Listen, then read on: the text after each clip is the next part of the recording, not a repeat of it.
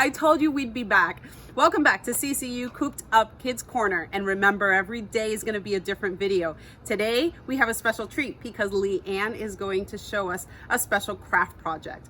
So you're not going to need a whole lot of supplies for this, except you might want to get an envelope. Go get an envelope. Remember to check us out every single day, but for now, here we go. Hi, it's Leanne. Here's something you can do with envelopes you find around the house. Those kind that have the cool patterns inside. Just cut a piece into a square or whatever shape you want. Take a Sharpie or some kind of black marker and just draw all over it. Doesn't matter really what you're doing.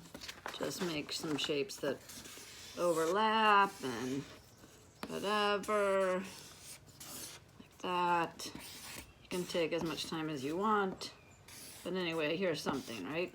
So then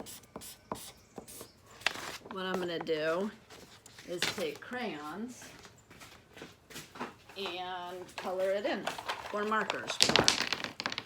So I've got all these cool shapes now, and when I color it,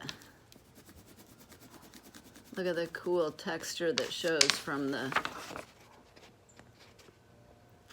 envelope pattern. Okay, have fun. See you later.